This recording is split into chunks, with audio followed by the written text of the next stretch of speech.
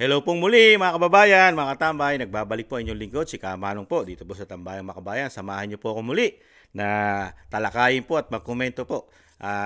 Magandang araw po muna, tanghali, hapon, gabi, madaling araw po sa atin lahat. Saan man sulok ng mundo, tayo naroon mga kababayan. Naway maingatan po tayo. Ito po, komentuhan po natin dahil nga po doon po sa nangyari pong pahayag, pasabog ng ating Vice President, ay nagulantang po lahat dahil talagang ibinuhos na po ang sama ng loob, galit ng ating Vice President sa administrasyon po ng PBBM ng Pangulong Marcos Jr. Talagang yung nangyari po sa kanya, ginawa sa kabila ng kanyang pagtulong, ginawa niya lahat para makabalik sa kapangyarihan sila. Pero ang nahita niya ay puro pasakit, sama ng loob, stress at pagpapabagsak pa sa kanyang pamilya at lalong-lalo sa kanya. Pero ngayon, nakita po natin, pinagkakaguluhan po sa social media, sa mainstream media. Kaya lang, hindi po nila inadapt yung talagang realidad na sinasabi po kung ano talaga ang ginawa kay Vice President, kung paano po siya ipolitika. Yung sinasabi pong demolition job, nahandyan na yon. At yung sinasabi po na mga detractors, nahandyan pa. Kaya napakarami po na ginagawa sa kanya. Yung politically motivated, di ba? Nakakagulat lang po. Pag-usapan po natin itong mga vlogger na ito, mga katambay. Itong mga vlogger na ito ay apat po ito. Yung isa po, nagbalik loob na yata. Nakakita po ng katotohanan. Nakakita po ng katotohanan yung isang journalist vlogger po at sikat po ito. At talagang napakalapit po ito. Napakalapit po sa First Family, itong journalist vlogger. At ito pong tatlong vlogger, talagang nananatili po na detractors po. At nananatili pa yata na malaki ang bayad yata sa kanila, mga katambay. Kaya wala sila nakikitang pagkakamali, korupsyon sa bagong Pilipinas. Ito po, umpisahan po natin dito po sa isang napakagaling na vlogger, mga katambay. At napakatalino at walang respeto po sa Vice President. Hindi rin may respeto po. Ibang klase po to. Sobrang talino. Ito po, unahin po natin si Coach Jarrett. Apat po ito. Si Coach Jarrett, si Dante Marabilla, si Mike Abe, at syempre po si Katon Ying. Dalawa po ang journalist dito, mga tambay. Unahin po natin to si Coach Jarrett na napakagaling na tao, mga tambay. Napakagaling. Ubod ng galing. Parang mas marami na siyang napatunayan. Hindi pa siya nagiging mayor, mga tambay. Kung pulaan niya isang vice president na napakalayo na narating sa buhay at achievement na nagawa. Samantalang siya, ang achievement pa lang niya ay pagiging vlogger yata. At nag-aaral po ito ng law, mga tambay. Kaya ubod ng galing dahil nag-aaral yata ng law. Ko? Dick? Dick. Forward na natin to. Walang kwenta pa iba dito eh. O ano, kasi hindi nila pinapapasok yung doktor. Diba? So yes. Forward na natin to. Binabawasan nila ng binabawasan araw-araw. Na as if this office is not the second highest office in this country. Yun, and only because umalis ako sa administration. Kailan ba nagsimula yung atake nila? Alalahanin nyo. Ina. Diba? After ako nag-resign sa DepEd, kailan ba nagsimula yung pambabastos nila? Last year. After that meeting with the Makabayan Bloc and Martin Romualdez. Tama. They started destroying my name, pummeling me in the media with a multi-million PR campaign. Tama. Ina. Pinastos pa nila ako ng mga pagsisinungaling nila. Na kesyo taksil, kesyo korap, abusado. Putang ina ninyo. Ina. Meltdown. Sino ang korap? Ikaw. Yung mga congressman na yan na nag-hearing, anong sinasabi nila? Pagkatapos, Ikaw. pag na-off na ang mic, pag wala ng media, pasensya na kayo ha. Kailangan kasi namin ang pera. Mag-eleksyon na kasi. Pakisabi kay Sara ha. Hindi mo Invento ka naman rin. gusto itong ginagawa ko eh. Eh putang ina, hindi mo pala gusto ginagawa mo eh. Bakit mo sinisira pangalan ko? So, Wushu! Ito yun, basta. Wushu! Ewan, Sara. Mga katambay, sino paniniwalaan natin? Yung nagsasalita na vlogger na nag-aaral daw ng abogado, na imbento daw ni Sara yon. Vice President yon. Mas maraming alam yon. Merong mga pupwedeng magsabi sa kanya. Meron siyang mga kaalyado sa congressman. Meron siyang kaalyado sa institusyon ng Kamara, sa House of Representatives. Ito po ba? Ano ang alam nito sa pagkatao at sa nalalaman ng isang Vice President? Mga tamay ni Jarrett. Ibang klase, no? Ibang klase. Napakagaling. Ganyan. Ganyan ang bansa. Its country is going to hell because we are led by a person Tama. who doesn't know how to be a president and who is a liar. Alam niyo anong pruweba ko na sinungaling siya? Tinanong ko, dalawang businessman. Matagal na sa negosyo ng bigas. Bigas ang issue. Because I was concerned. This is a campaign promise. 20 pesos na kilo ng bigas. And so, I really sat down and talked to a businessman. Sabi ko, sabihin mo sa akin, kung magagawa ba yung 20 pesos? Sabi niya, hindi. Napaka-imposibleng gawin yan. Because more than 20 pesos ang cost. Paano ka magbenta ng kalugi? Nakakatawa si Sara, no? 2 tao lang yung kinausap niya, akala niya it's already a fact. Diba? Ang tanong namin ka Jarrett, anong tanong namin? Magtatatlong taon na. Nasaan yung PAC? Nasaan yung PACs na sinasabi mo? 2 taon lang yung kinausap ka mo ni Vice President. Nasaan na? Yung promise na 20 pesos. Campaign promise niya yan eh. Diyan nga siya hinangaan ng tao dahil bababa niya ang presyo ng bigas. Pero doon mo pa rin kami hahanapin sa numero, sa PACs, Doon mo kami hahanapan, Jarrett. Ibang klase ka dahil alam na namin kung sino pinagtatanggol mo eh. Kahit alam mo na ito ay sumasablay na at napakarami ng questionable sa kanyang pagiging presidente. Pero nandun pa rin. Pinipintasan mo pa rin. Taong bayan na. Kaya nalalaman tuloy ng mga Pilipino how much. Alam nyo, angat eh. Angat na angat to si Sara Duterte. By the way, mga konsyero, eto pala. Sinabi ni Sara, meron daw multi-million peso campaign against her para siraan siya. Wait lang, Sara Duterte. Kung nakakarating man sa inyo itong mga video natin. Oo. Wait lang. Okay na yan. Wag na natin na... Kasi napakagaling eh. Mas matalino pa siya sa Vice President pala, mga tambay. Ang Vice President, napakaraming asset niyan. Meron siyang pwedeng gamitin. Di ba? Marami pong kumikilos sa kanya. Kaya niya kumuha ng mga information ng PACs. Di ba? Kaya niya kumuha. Ito po, ano ang makukuha nito isang vlogger? Na kung batikusin mo ang isang Vice President Sara Duterte, parang mas magaling ka pa sa Vice President. Samantalang ikaw, nagbablog ka lang niya katulad ko. Katulad ko. Ang kinukuha ng mga Pilipino, hindi yung numero mo. Hindi ang numero mo, Jarrett, ang kinukuha. Ang kinukuha ng mga Pilipino, yung natatrabaho ng Pangulo. Ano ang natatrabaho ng ng Pangulo?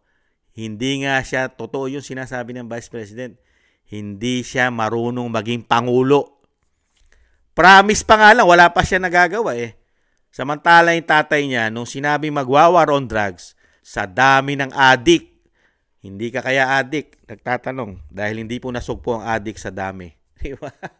At ngayon lalong dumami. May ginawa! Di ba?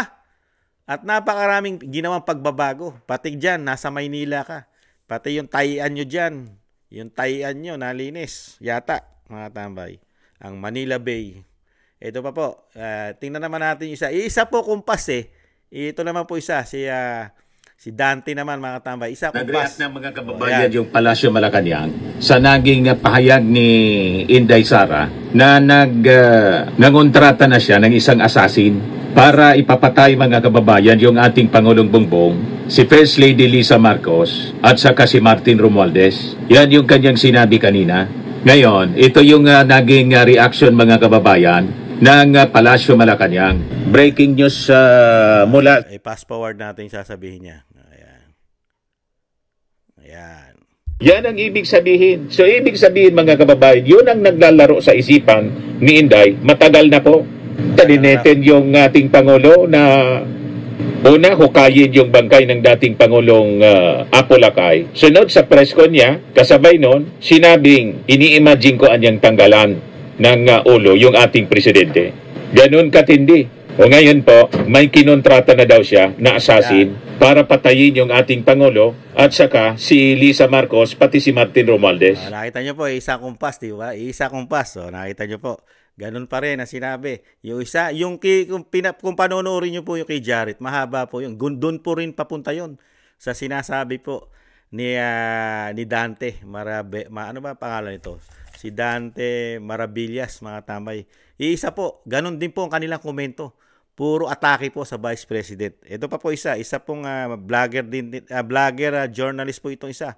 At ito po ay dating ano rin po ito. Dating nagtrabaho po sa estasyon ni Kibuloy, mga tambay. Tingnan niyo po. Eto na po. Ayan. Sineryoso at tinuturing na active threat ang ginawa at sinabi ni Vice President Sara Duterte laban kay Pangulong Marcos at kay First Lady Lisa Araneta Marcos, First Lady at Speaker Romualdez. Kanyang magugunita, inamin sa harap ng media nitong si Vice President Sara Duterte na meron na siyang kausap na inutusan para kunin ang buhay ng ating Pangulo. At dahil dyan, nabahala ang Malacanang at hindi nila pinalampas ito. Kaya nga itinuring na active threat at meron na pong mga paggalaw ang Malacanang para dagdag sa, sandali lang po para sa dagdag. Alam mo, sa totoo lang nung isang araw lang yung public hearing, ang lakas-lakas ni Atty. Lopez. Ayan. Maghapot hanggang gabi na humarap sa hearing. Yan, mga tambay. Ganun na rin po. Pag pinanood nyo po yan, ganun na rin po. Lahat po, binatikos niya, pati yung sa threat, mga tambay. At yung sinasabing kumausap na raw ng papatay. Pare-parehas po sila Nakita nyo po. At ito naman po isang vlogger na nagtataka po tayo dahil ito po talagang kadikit po ito na lalo po ng First Lady, di ba? Ito po si Katon Ying. Di ba si Katon Ying? Natatandaan nyo? Talagang ito po talagang sinasabi nga nababayaran daw po di umano ito. Malaki rin daw po na bayad dito kay Katunying. Putok na putok po ito sa social media. Pero ngayon, bigla pong nabago ang ihip na hangin, mga katambay. Bakit kaya? Dahil po, ang sabi rin po kasi ng mga kababayan natin, isa rin po itong Iglesia raw ni Cristo. Iglesia daw po ni Cristo at nagkakaroon yata at nasasama yata sa issue ang Iglesia ni Cristo. At sabi ng mga kababayan natin, baka daw ganun ang isang nangyari. Kaya ngayon, naiba na ang ihip ng hangin kay Katunying. At nakita niya na po ngayon ang kapalpakan at napakalaking korupsyon ng ating pamahalaan. Samantalang yung tatlo, nananatili sa administrasyon. Si Coach Jared, si Dante Maravillas at si Mike Abe. Pero si Katunying, mga katambay, nag-U-turn na yata, bumalik na. Ito po, pakinggan po natin si Katunying. I-quote niyo po ako dito. Ako ay naniniwala na garapal ang katiwalian sa pamahalaan sa ilalim ni Pangulong Bongbong Marcos ngayon. Sasabihin ko po sa inyo yan. Garapal. Kaya, kung meron man pong dapat na umaksyon dito, dapat si Pangulong Bongbong Marcos. Si Pangulong Bongbong Marcos should act immediately. Ngayon na. Dapat magsalita si Pangulong Bongbong Marcos tungkol sa mga porsyento ng mga congressman pati ng mga senador sa mga government projects. Pagka hindi nagsalita si Pangulong Bongbong Marcos Jr. dito, gusto ko sabihin, kinukonsinti niya ang katiwalian sa pamahalaan. Pero ngayon po, garapal po ang katiwalian sa pamahalaan. Garapal ang katiwalian sa pamahalaan. And if the President does not lift a finger, ibig sabihin, kinukonsinti niya ang katiwalian sa pamahalaan. Yan po yung sinasabi natin. Yeah, mga tama, nakita niyo si Katunying. Pero may kulang pa yung sinabi niya eh. Ang sinabi niya lang po, mga nangungumisyon sa Senado at sa Kamara, yung dalawang institusyon. Pero hindi niya sinabi First Lady. Kasi pinasabog ng Vice President yung First Lady eh. Saka yung Speaker na napakalaking korupsyon. Mas malaking korupsyon po ang nakukuha po di umano ng Speaker ayon sa pinasabog ng Vice President. Hindi po sinama ni Katunying, mga tambay. Hanggang senador lang po siya. At hanggang congressman. Pero yung First Lady, hindi niya binanggit. Di ba? Ano sabi ng Vice President sa First Lady? Hindi ka halal ng bayan. Hindi ka lingkod bayan. Hindi ka halal. Pero, grabe ka. Grabe raw kumuha ng pera ng taong bayan ng First Lady. Ayon sa Vice President. Gumagawa ng malaking pera sa mga ahensya ng gobyerno ang First Lady. Ganon din daw po ang Speaker, mga tambay, sa pondo na nanggagaling sa taxpayer. Pero hindi naman binanggit ni Katunying eh. Baka naman sa susunod, yung sinabi pa ni Vice President, banggitin din ni Katunying. Kasi nag-uumpisa na po si Katunying ngayon, no? Nagsasalita na. Napakatagal po hindi nagsasalita ito laban sa pamahalaan. Si Katunying, di ba? Dahil ito'y nakadikit po ito sa bagong Pilipinas. Pero ngayon, magtatatlong taon, biglang nagbago ihip ng hangin. Ano? Pero, yung sinasabi nga natin, yung tatlo, lalo yung Coach Jarrett, di ba? Nakita nyo, bastos. Buti pa si Katunying ay tumatawag na kay President Marcos. Ganon din si Abe, saka si Dante Maravillas, baliban lang sa isang napakatalino at napakagaling na tao. Mga tambay, si Coach Jarrett, ibang klase ang paghanga niya yata sa kanyang sarili niya, siya na ang pinakamagaling na tao. Mas magaling pa siya sa Vice President. At talagang alam niya lahat. Alam niya lahat ang Vice President ay palpak, magnanakaw, sinungaling, at kung ano-ano pa ang pumapasok sa kanyang isip na iparatang sa Vice President na hanggang salita lang din naman. Wala naman siyang pruweba maliban lang dun sa siya'y magsalita, mga katambay. Dahil nga, nababayaran yata, mga katambay. Totoo ba yan, mga katambay? Itong mga ito, si Coach Jarrett, si Mike Abe, saka si Dante Maravillas. Marami pa po yan. Yan lang po ang kinuha natin, mga katambay, pag-usapan. Pero napakarami po yan. Napakarami mga taga-Maynila. Diba? Nandiyan pa yung yung matindi rin yung isang taga-Maynila, yung dating supporters ni Yorme. Yung taga-Maynila. Di ba? Tapos yung isa pa, yung grupo nila Haydarian. Mga tambay, may mga taga-Maynila iba ron. Yung tumakbo senador. Grabe sila. Sila Llamas. Napakarami po sa social media na talagang yung dating mga kritiko ng pamilya Marcos talagang ngayon po ay talagang napakabango na sa kanila at talagang pinupuri pa nila, lalong-lalo po ang Makabayan Black, ang mga makakaliwang grupo, ang mga sumusuporta po, ang grupo po ng CPP, NPA, NDF, galit na galit po sa pamilya Marcos yan. Sinusuka po yan. Di ba? For how many long years? Di ba? Dahil nga po sa sinasabing napakadugo na nangyari nung panahon po ng Marcos Sr. Di ba? Yung sinasabing sobra ang ginawa lalo sa human rights na sinasabi. Pero ngayon, mga katambay, talagang humihimod yata sila, hinihimod nila ang pamilya Marcos at ang speaker, mga katambay, ang speaker. Kaya dito, makikita po natin yung dating magkakasama, mga katambay. Ngayon, nagkakaroon na sila ng kontra-kontra. Di ba? Dati, magkakaisang lang po yan Magmula po kay Katunying, talagang nasa administrasyon. Lalo po itong mga vlogger na ito. Dati po nasa Duterte yan. Nagamit po nila ang pamilya Duterte nung panahon po ng Pangulo, ang ating Pangulong Duterte. Di ba? Mga lumalaban po yan. Yung mga sinasabing liberal, kalaban po nila yan. Liberal, pink, saka Yelo. Lalo yan, si Coach Jarrett na yan, di ba? Si Maravillas, di ba? Si Mike Abe, nung panahon na siya ay nakikibuloy, di ba? Pero ngayon, dahil nga sinasabi ng mga kababayan natin, basta sa tamang presyo, wala ka na makikitang tama. Pati kaluluwa mo, ibinenta mo na sa larangan ng pera, yata. Buti na lang, kung totoo man, pero si Katunying, nakonsensya yata, mga tambay. Kahit na sinasabi ng mga kababayan natin na mas malaki daw ang bayad kay Katunying, pero nakonsensya yata si Katunying, mga tambay, kung totoo man na siya'y binabayaran. Hindi na yata siya tumatanggap ng bayad ngayon.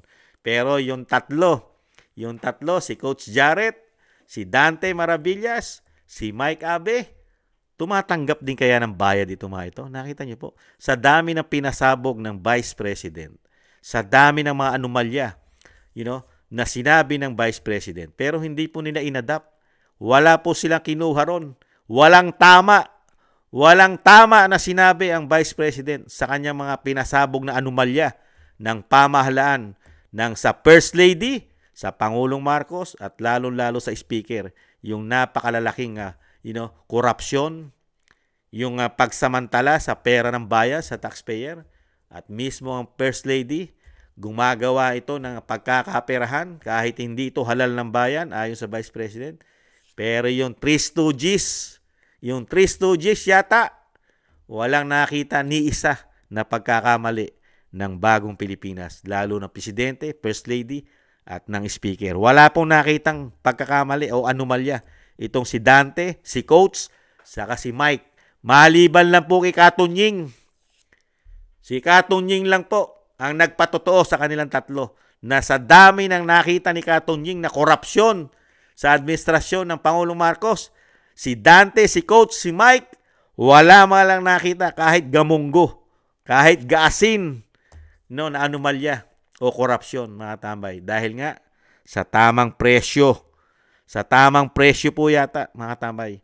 Pagkatao mo, kaluluwa mo, ipapakain mo sa pamilya mo, galing sa nakaw. Karapatan po natin yun . Karapatan ni Kamanong magsalita. At karapatan din ni Kamanong na komentuhan kayo. Kung totoo kayo binabayaran, pera namin ang pinasusweldo sa inyo galing sa taxpayer. Kaya karapatan din ni Kamanong na magkomento, lalo kung wala kayong nakikitang pagkakamali ng gobyerno, lalo ng Speaker. Kung totoo na kayo'y pinasusweldo, pinalalamon kayo ng taxpayer.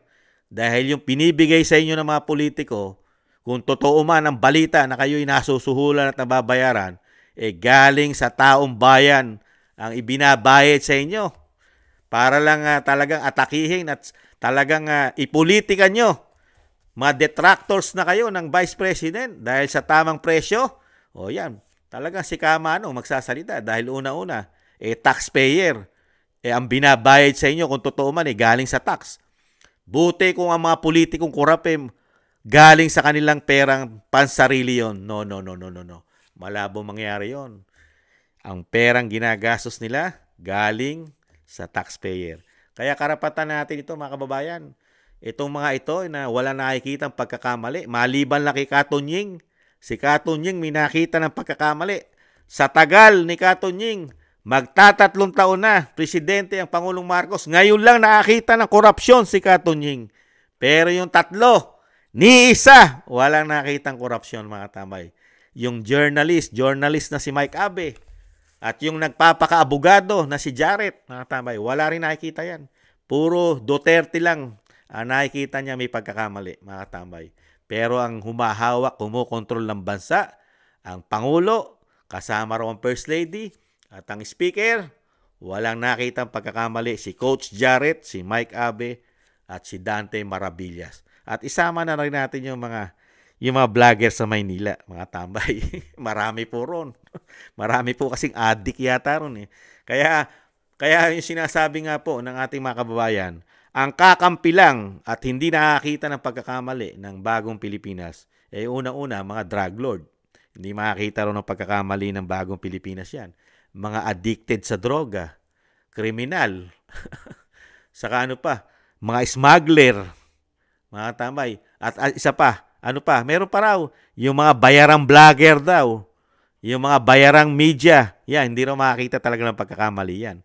Ang tanong ni Kamanong, totoo kaya yon na itong si Jared, si Dante, saka si Mike, hindi nakakita ng pagkakamali kahit gamunggo?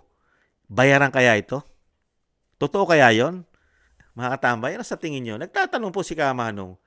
Dahil si Katunying nakakita na ng anomalya For how many long years? Magtatatlong taon, pero yung tatlo, nananatiling bulag. Pipi, bingi. Pagdating sa bagong Pilipinas at sa pamamahala ng speaker sa House of Representative. You know? Kaya nalalaman mo no, mga tamay, mararamdaman po talaga natin kung sino talaga yung mga vlogger na talagang yung binablog ng vlogger yung ayon sa kanyang nararamdaman ng kanyang puso at yung nakikita niya na sitwasyon ng bansa. Kung paano yung pamamalakad ng mga leader na niluklok natin para magtrabaho sa atin. Mga trabahante po kasi sila. Trabahante po ang kaya nga po mga lingkod bayan, di ba? Kami mga lingkod bayan, maglilingkod kami sa inyo, mga Pilipino, mga minamahal kong kababayan. Di po ba? Pero pagdating na sila'y naluklok, sila'y mga hari na. Katulad po ng isang Coach Jarrett, na ang House of Representative daw ay pag-aari ng House of Representative. Mambihirang buhay yan.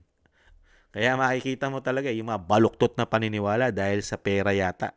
Pagka ang pera na nagsalita at mahina ka sa kontrol sa pera, talagang pati prinsipyo mo, kaluluwa mo, mabibili nito. Itong pera, lalo pa kung galing pa sa kasamaan at sa kurakot. Di ba? Kaya walang maipagmamalaki. Walang maipagmamalaki. Kaya nga itong mga ito na, pinag-uubra nila yung korupsyon, kasamaan sa ating gobyerno. Hirap na hirap po sila. Hirap na hirap nilang ipagtanggol. Talagang ang lumalabas na lang sa kanilang bibig ay puro, kasinungalingan na lang para lang ma-twist. Iniiba na nila istorya, naghahanap na lang sila ng talagang yung kahit gatiting, mga tamay, kukunin nila para lang maipanira. Dahil nga, hindi sila babayaran yata pagka hindi sila umatake ng paninira. Kasi yun ang magiging trabaho nila. Dahil nga yan, naka-script yan, scripted. Mga tambay, nakita nyo po, ano po ang ginagawa po nila, itong tatlo? Maliban kay Katunying. Di ba yung tatlo? Saan nagpo-focus? Doon sa threat. Saan nagpo-focus? Na ipapapatay.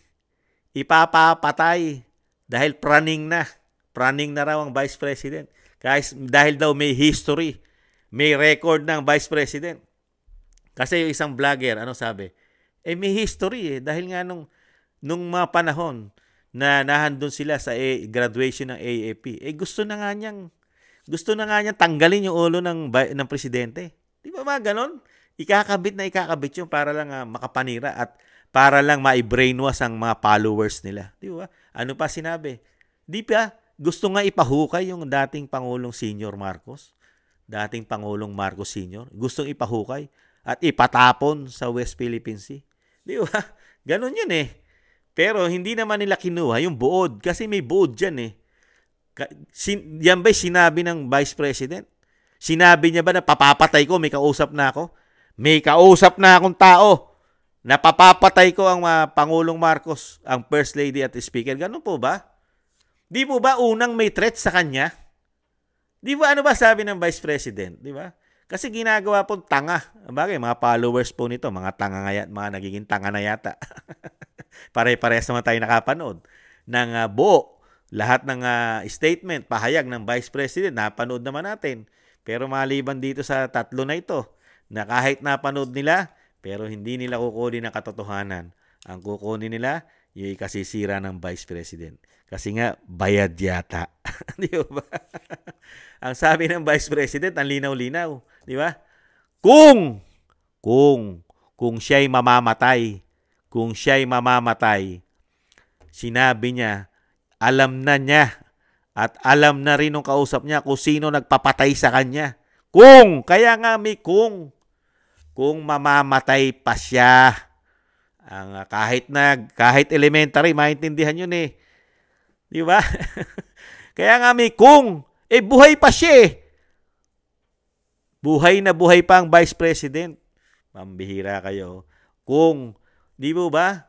Kung lalagyan mo ng matinong pag-iisip at logic, di ba? Ano logic doon? Mas unang nanganganib ang buhay ng Vice President kaysa sa Presidente ng Pilipinas. Yun ang totoo. Dahil ang Vice President, nakita nyo po ba ang Vice President kung paano po pagtulungan ng buong ahensya ng gobyerno ngayon? Halos ang puwersa ng gobyerno nakatutok lang sa Vice President at sa dating Pangulong Duterte, sa pamilya Duterte. Di mo ba mas may threat ang buhay ng mga Duterte, lalo ang Vice President? Dahil nga merong gustong maging Prime Minister at Pangulo ng bansa. Dahil nga alam nila na hindi nila kayang talunin ito sa halalan. Di po ba? Mas may threat ang buhay ng Vice President dahil siya yung pinaka-popular. Napaka-popular vote niya sa mga Pilipino, nasa kanya. Halos. Kaya nga siya, tinatrabaho nga siya. Di ba? Pinagtutulungan siya ng gobyerno. Pati ang institusyon ng Kamara at Senado, mga ilang senador. At mga napakarami yatang congressman. Dahil nga malapit na ang politika, ayon sa Vice President, kailangan nila kumita ng pera yata sa speaker dito sa kahihiring ng Quadcom. Ayon sa Vice President. Tapos palalabasin ng mga vlogger na nababayaran yata. Palalabasin na ipapapatay ng Vice President ang First Family at ang speaker, ang mag-asawa, ang Pangulong Marcos at ang First Lady. Ibang klase kayo. Samantalang nasa inyo lahat ang puwersa. Nakapanig sa inyo ang puwersa ng gobyerno. Pati kapulisan, kasundaluhan. Nandiyan pa ang DOJ. Di ba? Ang DILG, NBI, PIDEA. Nasa Pangulong Marcos lahat. Samantalang isang Vice President, halos lahat tumutuliksa. Tumutuliksa lahat. Kasama pa ang mga vlogger na nababayaran yata. Di ba? Pati media, pati ang makakaliwang grupo. Di ba? Mas may threat ang buhay ng Vice President kasi pati mga makakaliwang grupo, ang miyembro po ng CPP, NPA, NDF, tumutuliksa rin sa mga Duterte. Di ba? Nagsama-sama na po ngayon. Kaya nga dapat protektahan ang buhay ng Vice President kaysa sa Pangulo. Paano manganganib ang buhay ng Pangulo? Kasama niya na lahat. Di ba? Magkakakampi na silang lahat. Pati CPP, NPA, NDF, mga kabayang black, kakampi na nila. Pati yata mga drug lord, kakampi na rin nila yata. Pati mga drug lord Di ba? Pati mga smuggler. Di ba? Nagtatanong na si Kamanong. Tapos sasabihin nyo, mas nanganganib ang buhay ng Pangulo. Samantalang ang Vice President, wala na. Nag-iisa na lang siya ngayon, halos. Iilan-ilan na lang ang napagkikita natin. Yan. Siyempre po, kababayan niya, sila Bongo. Si Senador Bongo na lang at si Senator Bato. Di ba? Ang halos na pagkikita natin, dumadamay na lang sa ating Vice President. Pero maliban doon, wala na tayo halos na pagkikita. Di ba? Dahil nga, baka manganib ang kanilang mga budget, hindi kaya? Dahil sa pera, sa laki ng suhulan, sa laki ng lagayan system. Kaya itong mga vlogger na ito, paniniwalaan natin itong mga vlogger na ito, na talagang, alam nyo, kung hindi ito nababayaran, di umano, hindi magbablog ito Hindi magbablog ng against sa mga Duterte. Kung talagang ito may prinsipyo sa buhay, may paninindigan, walang prinsipyo, walang madignidad. Di ba? Hindi ito makabayan Hindi ito makapilipino. Dahil ito yata puro lang sa pakinabang. Di kaya? Nakikita mo na binabastos na, ginagago na, ninanakawan ng iyong bansa. Di umano. Di ba? Tapos ang batas, ang konstitusyon natin, sobra na nilang gamitin na, puro halos illegal na ang paggamit. Di umano. Okay lang sa inyo. Pati ang Supreme Court, tinatrabaho na nila. Pati pagiging korte. okay lang sa kanila. Dahil kung magkano sweldo, kung magkano suhol yata, kaya follow the leader na lang. Kung ano ibigay na script, o yan, trabahuhin nyo yan. Ganun po mga tambay. Kaya dito, sa nakita po natin, kaya ako lang ibinlag kasi nakita ko po yung difference eh. Yung dating magkakaisa, di ba? Dating magkakasama, iisa yung ginagawa nilang pagpapabango. Kasi ito, kasama po si Katon Ying eh. Pinababango niya po ang administrasyon ng mga panahon na hindi niya pa binabatikos. Kasi ngayon, binabatikos yan eh. Boss of corrupt daw ngayon eh. Pero nung sila'y magkakasama, magkaagrupo pa sila, nila Dante, ni Mike Abe, si Coach Jarrett, di ba? Halos lahat po sila. Nahandon. Talagang binibuild up nila ang bawat kilos ng Pangulong Marcos, First Lady. Syempre kasama, speaker. Di ba? Kaya nakikita natin yung pagbabago. Ibang-iba. Yung bang silaw na silaw ka pa, yung bang nakatingin ka ro sa numero, ganon yan eh. Ang tinitingnan mo lang yung numero na dumarating sa yung bank account o sa yung GCash.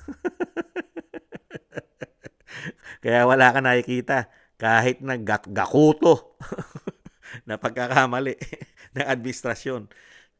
Buti pa si Katon Ying, parang kung binabayaran man siya, talagang ayaw niya na. Hindi niya na tinanggap. Okay na siya. Siguro sa isip-isip siguro ni Katon Ying, nakaipon na ako. Okay na ako. Nakaipon na ako kasi mas malaki ang bayad ko sa inyo. Di kaya? Kasi kayo, maliliit pa bayad nyo. Samantalang ako, broadcaster ako. Journalist ako. Vlogger pa ako. Kayo, vlogger lang kayo. Kaya hindi pa nakakita ng pagkakamali si Coach Jarrett, si Dante Maravillas, saka si Mike Abe. Baka hindi pa nakakaipon katulad ni Katon Ying. Di umano. Si Katon Ying, malaki na siguro na ipon. kaya bumatikos na. Mga tamay. Muli po. Natawa si Kamano eh. Muli po mga tamay, maraming salamat po sa nakakagusto po ng ating Tambayang Makabayan sa YouTube at TikTok. Ganon din po sa mga nagko-comment, like, share, and subscribe. Maraming salamat po. Ingat po tayo mga tambay. Madali pong kilalanin ang vlogger. Pagka ang bansa natin nagkakandalechi-lechi na, nagpapatakbo nito, pero walang nakikitang problema ang vlogger, alam na this. How much? Muli po, paalam, bye-bye, ingatan na ba.